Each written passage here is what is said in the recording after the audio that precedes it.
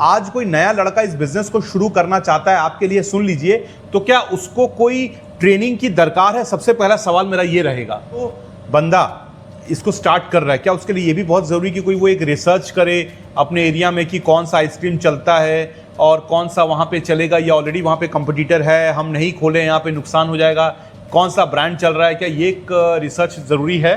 Sir मुझे एक और बात बताइए कि जो नया बंदा आइसक्रीम का बिजनेस किया है उसके लिए ज़रूरी ये भी कि मार्केटिंग कैसे करेगा, वो कैसे कस्टमर्स तक पहुँचेगा। तो आज के दौर में आपको कैसे लगता है कि इतना कॉम्पिटिटिव वर्ल्ड है जहाँ बड़े ब्रांड्स भी हैं, एक नया ब्रांड कैसे सर्वाइव करेगा? नया ब्रांड के लिए हमारा एक सलाह है, क्या आइसक्रीम का बिजनेस करना आज के दौर में बहुत ही रिस्की बिजनेस है, या ये एक प्रॉफिटेबल बिजनेस है, या इसमें हार कभी लॉस का डर बना रहता है? इसका जवाब दीजिएगा स्ट्रेट अवे। दोस्तों स्वागत है आपका एक बार फिर मेरे इस महामंच में, जहां होती है सीधी और सच्ची बात विदाउट एनी बकवास। दोस्तों अब गर्मियों का मौसम आ रहा है, और जब गर्मियों का मौसम आता है तो क्या खाने का मन करता है? आइसक्रीम। जी हां, तो अगर आप आइसक्रीम का बिजनेस शुरू करना चाहते हैं, मैन्युफैक्चरिंग प्लांट बैठाना चाहते हैं, तो ये वीडियो आपके लिए है, क्योंकि आज आपको मैं मिलवाऊंगा सिद्धार्थ जी से, जो आइसक्रीम के बिजनेस में पिछले 10 साल से भी ज्यादा टाइम में है। कैसे आप प्लांट सेटअप कर सकते हैं, किन बातों को आपको फॉलो करना है, कौन सा लाइसेंस चाहिए, क्या निवेश चाहिए, कैसे हो सकता है, पूरा गौर से देखिएगा। वीडियो कहीं स्किप मत करिए, क्योंकि मैं अभी इनके प्लांट में बैठा हुआ हूं और ये वीडियो वहीं से बना रहा हूं, इसलिए पूरा वीडियो गौर से देखिएगा अगर आइसक्रीम का प्लांट बनाना आप चाहते हैं तो चलिए अब करते हैं वीडियो की शुरुआत।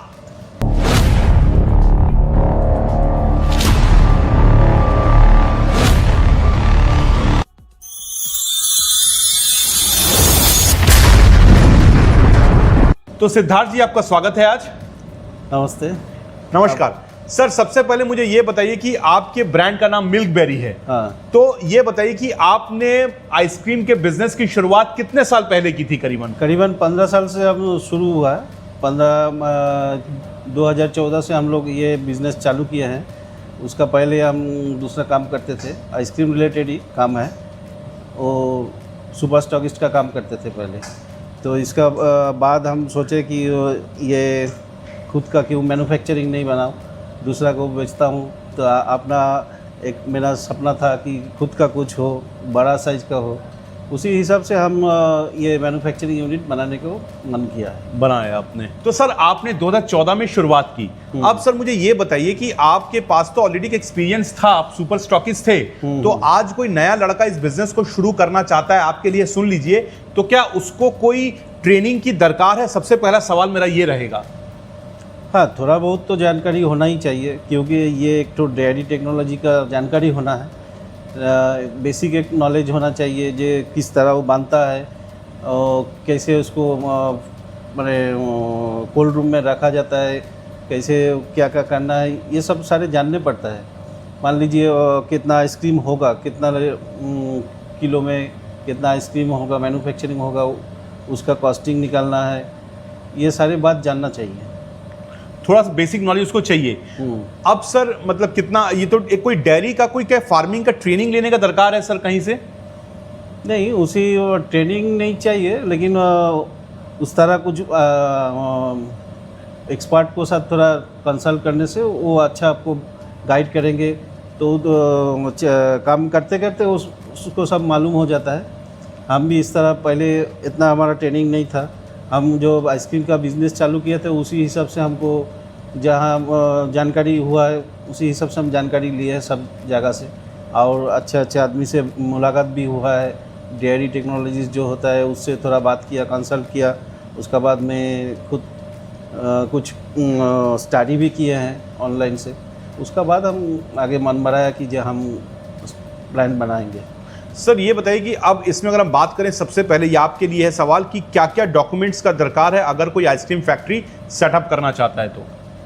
हाँ, अभी तो डॉक्यूमेंट तो बहुत सारे चाहिए। मान लीजिए पहले होता है ज़मीन खरीदना होता है, ज़मीन का बाद उसको कन्वर्सन करना होता है, माने बिजनेस टाइप का बिजनेस लैंड में। हाँ, उसका बाद आपको ये फैसाई लाइसेंस चाहिए, फूड लाइसेंस जो फूड लाइसेंस, हाँ, जीएसटी का रजिस्ट्रेशन होना चाहिए, ट्रेड लाइसेंस चाहिए, और एम्प्लॉयमेंट के लिए जो एम्प्लॉय है उनका एक तो जो कंप्लाइंस है, पीएफ और पीएफ ग्रेचुइटी,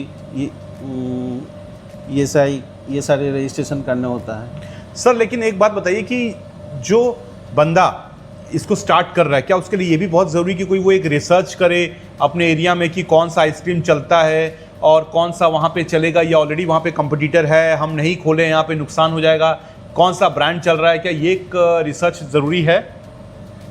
नहीं, उतना रिसर्च तो थोड़ा बहुत ज़रूरी होता है, लेकिन इसमें इतना ज़रूरत नहीं है कि आप किसका हिसाब से करना चाहते हैं उसी हिसाब से आपको वो आगे काम करना है। मान लीजिए वो बड़ा साइज़ का करेंगे तो ऑब्वियसली उसका मार्केट स्टडी सब करना होगा, लेकिन वो मान लीजिए स्मॉल स्केल में अभी शुरू में जब करते हैं लोग, वो लोकल मार्केट बेस करने चाहता है, तो उसी हिसाब से उतना जानकारी नहीं होना चाहिए। मतलब मार्केट का आप बोल रहे हैं? हाँ। सर और एक इसमें बात है कि आप इतने सालों से इस बिज़नेस में हैं, बंदा इसमें लॉस ना खाए इस बिज़नेस में, उसके लिए क्या ध्यान रखना ज़रूरी है? तो ऑब्वियसली परचेज देखना होता है, सही दाम से वो ख़रीदना होगा जो रॉ मटेरियल लेते हैं, और मान लीजिए उसको रेफ्रिजरेशन सिस्टम को ठीक रखना चाहिए। कोल्ड रूम में जो माल स्टोर होता है वो ध्यान में रखना होता है कि जे हर वक्त वो चले, क्योंकि मान लीजिए आज चालू हुआ है, वो ख्याल नहीं किया, ध्यान नहीं दिया है कि जे वो बंद हो गया, मशीन ख़राब हो गया, तो उसी हिसाब तो उसका पूरा सारे के सारे माल जो है डैमेज हो जाएगा। तो ये सारी चीज़ ध्यान में रखना है, और थोड़ा क्वालिटी की भी ध्यान में रखना है, क्योंकि आजकल दिन में ऐसे कुछ बनाने से कोई नहीं चलता है, क्योंकि कस्टमर भी बहुत कॉन्शियस है।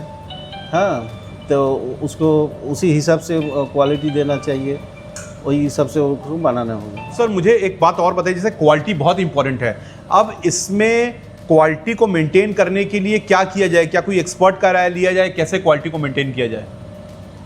क्वालिटी बढ़िया रॉ मटेरियल यूज़ करने से ही क्वालिटी अच्छा हो जाएगा, और वो तो एक्सपर्ट तो बता देंगे आपको किसका हिसाब से, किसी हिसाब से वो माल बनाए, उसी हिसाब से होगा। और सर इसमें मुझे एक बात और बताइए कि अभी आपका प्रोडक्शन कितना है? आप कितने लीटर्स का रोज आइसक्रीम बनाते हैं?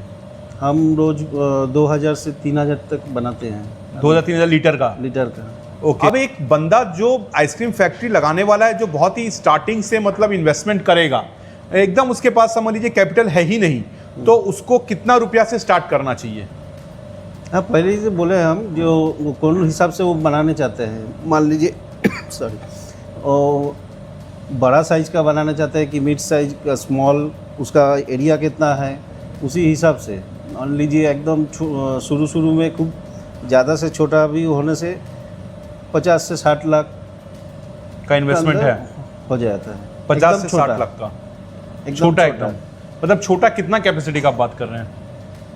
मान लीजिए 100 लीटर 50 लीटर का, वो 100 लीटर 50 लीटर का, तो ये 50-60। इसमें सर बैंक कैसे हेल्प करती है इसमें? अभी तो बैंक बहुत अच्छा हेल्प करती है। MSME रजिस्ट्रेशन हो जाने से उसको लोन भी मिल जाता है, उसमें कोई दिक्कत भी नहीं होता है। बैंक से वो अच्छा से अच्छा वो फैसिलिटी भी मिल रहा है। तो इसमें सब्सिडी भी कुछ मिलता है सर? हाँ, सब्सिडी मिलता है, और MSME होने से उसको रेट ऑफ इंटरेस्ट में कुछ कमी होता है, फिर उसको कोई कोलाटरल सिक्योरिटी नहीं लगती है MSME सर्टिफिकेट रहने से, उसी हिसाब से हो जाता है। ओके। तो अगर आप लोग सब्सिडी के बारे में कुछ जानना चाहते हैं तो हमारे एक और वीडियो इसी चैनल में, वो देखिए, सब्सिडी का वीडियो है, ऑडिकली बनाया गया है। सर आप क्या राय दें? आपने कहा जैसे 50-60 लाख इन्वेस्टमेंट है, तो जमीन मिला के आप बात करें कि जमीन छोड़ के बात करें? जमीन छोड़ के। ओ, जमीन का अलग पड़ेगा। और लैंड एरिया कितना चाहिए सर स्टार्टिंग में? लैंड एरिया मतलब 2000 स्क्वायर फीट तो होना ही चाहिए। 2000 स्क्वायर फीट। सर मुझे एक और बात बताइए कि जैसे इस बिजनेस में आपने कहा जैसे 50-60 लाख रुपए इन्वेस्टमेंट है, ज़मीन भी है, इसमें ROI यानी रिटर्न कब तक आना शुरू होता है? ROI आपको उसका हिसाब से एक साल का अंदर ही आ जाएगा। एक साल का बाद ही हाँ, 1 साल का बाद हो जाएगा। तो 1 साल में आपको ROI आ सकता है, जैसे सिद्धार्थ जी बता रहे हैं कि 1 साल में आपको ROI आ सकता है। सर मुझे एक और बात बताइए कि जो नया बंदा आइसक्रीम का बिजनेस किया है, उसके लिए ज़रूरी ये भी कि मार्केटिंग कैसे करेगा, वो कैसे कस्टमर्स तक पहुंचेगा। तो आज के दौर में आपको कैसे लगता है कि इतना कॉम्पिटिटिव वर्ल्ड है जहाँ बड़े ब्रांड्स भी हैं, एक नया ब्रांड कैसे सर्वाइव करेगा? नया ब्रांड के लिए हमारा एक सलाह है, वो है कि ऑनलाइन में आए। ऑनलाइन में? ऑनलाइन में ऑनलाइन में मतलब ब्लिंकिट है, ये जो जितना सारे ऑनलाइन का वो है सब उसी हिसाब से उसको प्रोडक्ट बनाना चाहिए। कुछ उसमें अभी बहुत सारे अच्छा हो रहा है ऑनलाइन में। हम लोग भी कोशिश कर रहे हैं ऑनलाइन में जाने को लिए, उसी हिसाब का प्रोडक्ट भी हम लोग बना रहे हैं। क्योंकि ऑनलाइन में आने से बहुत अभी तो जो यंग जनरेशन है वो ऑनलाइन में ख़रीदने को पसंद करती है।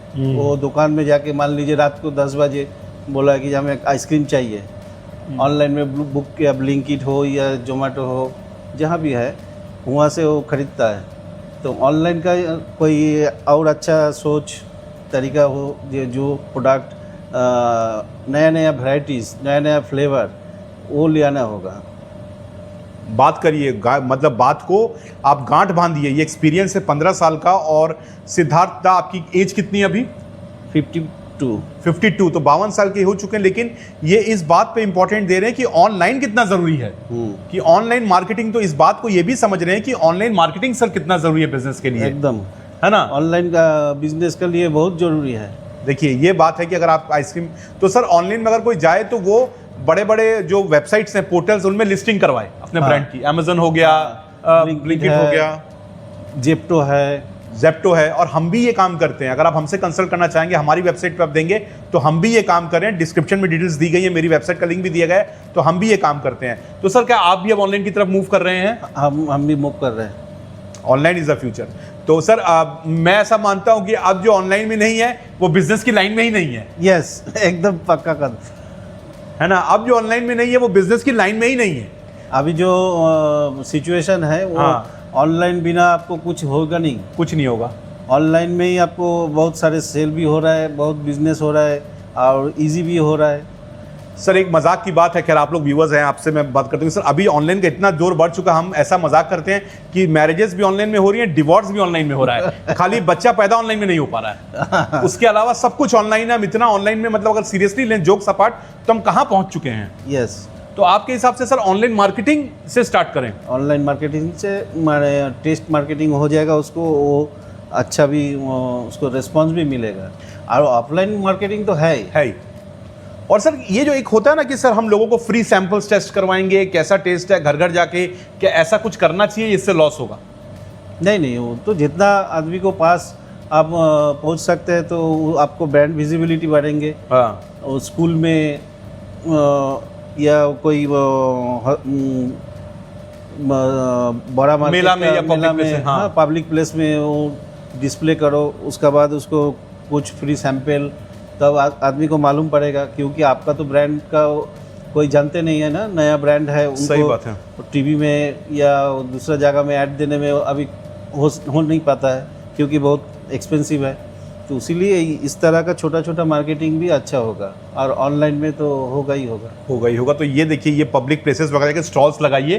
तो ये सर एक इम्पॉर्टेंट सवाल है, ये लोग मैं आप पूछना चाहूँगा आपसे, क्या आइसक्रीम का बिजनेस करना आज के दौर में बहुत ही रिस्की बिजनेस है, या ये एक प्रॉफिटेबल बिजनेस है, या इसमें हार कभी लॉस का डर बना रहता है? इसका जवाब दीजिएगा स्ट्रेट अवे। बिजनेस में तो होता ही है, वो सारी बिजनेस में ही लॉस और लाभ का ही तो बात है। हाँ, लेकिन बढ़िया से चलता है तो अच्छा प्रोडक्ट होगा और मार्केटिंग अच्छा हो जाएगा तो कोई डरने को बात नहीं है।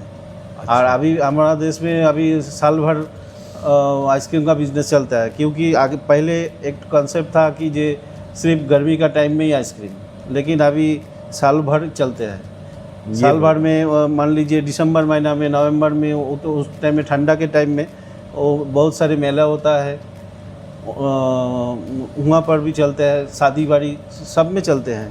हाँ, अब तो खैर एक वो रिवाज ही है कि शादियों में, बर्थडे पार्टी में, चाहे सर्दी हो चाहे गर्मी हो, लोग आइसक्रीम रखते ही रखते हैं। ये बहुत सही बात कही सर। अब आपसे आपके बारे में थोड़ा पूछूंगा कि आपका जो बिजनेस है, जो आपका ब्रांड है मिल्कबेरी, अभी आप लोग कहाँ कहाँ बिजनेस कर रहे हैं? अभी हम लोग बंगाल में, पूरा बंगाल में कर रहे हैं, नॉर्थ बंगाल छोड़ के। नॉर्थ बंगाल में हम लोग एंट्री करेंगे, कोई चाहता है तो कांटेक्ट भी कर सकते हैं नॉर्थ बंगाल की तरफ से। हाँ, और ये और उड़ीसा में एक तो पार्ट में करते हैं, भुवनेश्वर में, इसी जगह में हम लोग आइसक्रीम का बिजनेस करते हैं। तो अगर कोई मान लीजिए भारत के दूसरे हिस्से से आपसे बिजनेस करना चाहे, जुड़ना चाहे, तो कैसे जुड़ सकता है? यूपी बिहार से अगर कोई जुड़ना चाहे तो कैसे आपके साथ कनेक्ट कर सकता है? हाँ, वो भी हो जाएगा। वो उधर भी तो हम लोग चाह रहे थे कि यूपी में, बिहार में, फिलहाल बिहार झारखंड में तो हम बहुत ही आग्रही है कि वहाँ बिजनेस शुरू हो। वहाँ कोई सुपर स्टॉकिस्ट हो जाएगा तो हम लोग वहाँ माल इधर से देंगे तो उधर मार्केटिंग हो जाएगा। तो इसमें सर मतलब ऐसा, जस्ट मैं अपने कौतूहल के लिए पूछ रहा हूँ कि इसमें कोई पिघलने का तो बात नहीं रहता? अगर माल दूर जाता है बिहार वगैरह तो पिघलने का प्रॉब्लम तो नहीं? ये तो इधर आइसक्रीम ऐसे ही डिलीवरी होता है कि उसमें हर टाइम रेफ्रिजरेशन, वो 1 किलोमीटर जाओ और 100 किलोमीटर, और रेफ्रिजरेशन सिस्टम में ही जाते हैं। ओके, तो अब सुपर स्टॉकिस्ट का अगर आपको लेना है या इनका डीलरशिप लेना है तो स्क्रीन पे नंबर चल रहा है, आप बात करिए और मैं आपको कनेक्ट करवा दूंगा दादा से। और सर जाते जाते क्या आप कुछ कहना चाहेंगे जो लोग आइसक्रीम के बिजनेस में आना चाहते हैं, क्या उनको कोई राय या टिप अपने जो आपका एक्सपीरियंस है 15 साल से उससे कुछ देना चाहेंगे? हम तो जाते जाते बोलूँगा कि आप आइए खुशी खुशी से और एक बढ़िया ब्रांड बनाइए और क्वालिटी अच्छा दीजिए, आपका आइसक्रीम ज़रूर चलेगा, ये हमारा वादा है। हाँ, ये देखिए, ये दादा का 15 साल का एक्सपीरियंस बोल रहा है कि क्वालिटी है। और आप भी सर वैसे ही क्वालिटी मेंटेन करते हैं? हम भी वैसे ही मेंटेन करते हैं, क्वालिटी मेंटेन करते हैं। तो ये क्वालिटी है जिसकी वजह से आप देखिए कि आज आप वैसे सर कितने एम्प्लॉयज़ हैं आपके फिलहाल अभी? अभी हमारा करीब 50-60 एम्प्लॉई हैं। और जब शुरुआत किया था तब? वो सिर्फ 8-10 था। हाँ, तो ये सवाल पूछने का मकसद ये था कि अगर आपका एक्सपेंशन नहीं होगा तो आप लोगों को सैलरीज कहाँ देंगे और एम्प्लॉय क्यों करेंगे? तो 8-10 से लेके आज 60 तक अगर पहुंचे हैं तो इसका मतलब ये है कि क्वालिटी को मेंटेन किया गया है ना? क्वालिटी मेंटेन किया है। और एक बात हम बोलना चाहते हैं, वो हमारा एक तो हम 2 कैटेगरी का अभी किए हैं। अच्छा। एक जो फ्रोजन डिज़र्ट बनाते हैं और एक प्योर आइसक्रीम, उसका नाम है जियोस डेली। वो प्योर आइसक्रीम, वो आप कई ब्रांडेड कंपनी से आप उसको टेस्ट करा सकते हैं कि जो उसी का हिसाब से है कि नहीं, ये हम लोग को दवा है। अब देखिए, मैं सवाल पे सवाल आ जाते हैं, तो ये वीडियो खत्म करने वाला था लेकिन फिर एक सवाल आ गया। सर एक सवाल और आखिरी पूछूंगा कि जैसे कोई ब्रांडेड की आपने बात की, कोई रेट अगर जब डिसाइड कर रहा है नया बंदा, तो वो क्या ब्रांडेड से रेट कम रखे या रेट ज़्यादा रखे? मतलब ज़्यादा तो नहीं रख पाएगा ऑब्वियसली, क्या करेगा? रेट का बारे में होगा तो वो जरूर उसका हिसाब से ही रखना होगा। जो अभी चल रहा है ब्रांडेड कंपनी का, उसी का हिसाब से आप रेट रखना होगा। जो कोशिश करना चाहिए थोड़ा बहुत कम रखने का। ये आपके लिए वीडियो थोड़ा लंबा हो रहा है। और फ्लेवर्स, कितने फ्लेवर से स्टार्ट करें सर? फ्लेवर्स अभी बहुत फ्लेवर्स है, लेकिन अभी जो ट्रेंड है वो नए नए फ्लेवर्स का कॉम्बिनेशन का, ये सब ट्रेंड चल रहा है। मान लीजिए हम लोग एक नारियल का आइसक्रीम बनाते हैं। अच्छा। जिसको टेंडर कोकोनट बोलते हैं। अच्छा। वो प्योर नारियल से बनता है। ओके। इधर हम लोग नारियल लिया के इसको काटते हैं, उसका बाद उसको प्योर नारियल से बनाते हैं। और एक मैंगो, एक चॉकलेट, एकदम pure chocolate, pure mango pulp से बनाते हैं। उसमें कोई कलर डालते नहीं है। नारियल का जो आइसक्रीम है उसमें नारियल का एकदम पूरा पानी से बनता है। अब सर ऐसा का जो पल्प है, उसी हिसाब उसको हम निकाल के उसको प्रोसेस करके वो उसमें डालते हैं। बिल्कुल। और अब दादा ने इतना फ्लेवर बोल दिया है तो मैं इनकी फैक्ट्री में आया तो 2-3 फ्लेवर तो मैं भी टेस्ट करूंगा, चाहे मेरा वजन बढ़ जाए, फिर कल एक्सरसाइज करके कम कर लूंगा। लेकिन देखिए, पूरा इन्होंने बताया है शुरू से लेके A to Z तक, कैसे बिजनेस करना है, कैसे स्टार्ट करना है, कैसे उसको चलाना है और कैसे ROI आएगा और कितने फ्लेवर से स्टार्ट करना है, रेट क्या रखना है और क्वालिटी जो सबसे बड़ी बात है सर आपने कहा। हाँ, आज का दिन में क्वालिटी का वो बहुत मायने रखता है। बिल्कुल, अगर क्वालिटी आपकी अच्छी है तो ग्राहक आपको खुद ढूंढ लेगा। यस, ये बात याद रखिए, ग्राहक आपको खुद ढूंढेगा। और इसमें क्या है सर, मुझे लगता है कि माउथ पब्लिसिटी बहुत बड़ा काम करेगी एकदम, कि लोग एक से दूसरे से आपको कनेक्ट करवाएंगे, है ना, जब आपका ब्रांड अच्छा होगा। क्योंकि आप नहीं बोलते हैं, आपका काम बोलता है, आपका ब्रांड बोलता है। एकदम सही बात है ना, आपका काम और आपका ब्रांड बोलता है, आप नहीं बोलते। तो वीडियो कैसा लगा दोस्तों? आपके लिए वीडियो बनाया गया था, कैसा लगा वीडियो मुझे बताइए कमेंट करके। दादा से बात करना हो, दादा इसलिए बोल रहा हूँ कि हमारे बंगाल में हमारे बड़े भाई को दादा ही बोलते हैं। तो ये आप वो बॉम्बे वाला दादा मत समझिएगा या कोई फिल्म वाला दादा मत समझिएगा कि गुंडा टाइप का दादा। ये दादा मतलब दादा। और सुपर स्टॉकिस्ट का अगर काम करना हो आपको बिहार, यूपी में या नॉर्थ बंगाल की तरफ, असम की तरफ, तो आप कनेक्ट करिए, नंबर स्क्रीन पे दे रहा हूँ, कोई दिक्कत हो मुझसे कनेक्ट करिएगा। वीडियो कैसा लगा राय रखिए अपना, और अच्छा लगा हो तो लाइक करिए, सब्सक्राइब करिए, कमेंट करिए। और हाँ, अगर बिना 1 रुपये लगाए बिजनेस करना चाहते हो, हमारे साथ जुड़ना चाहते हो बिना 1 रुपये लगाए, तो जाओ डिस्क्रिप्शन बॉक्स में डिटेल्स दी गई हैं, वो करो, चैनल को सब्सक्राइब करो और वीडियो देखते रहो। Thank you sir. Thank you.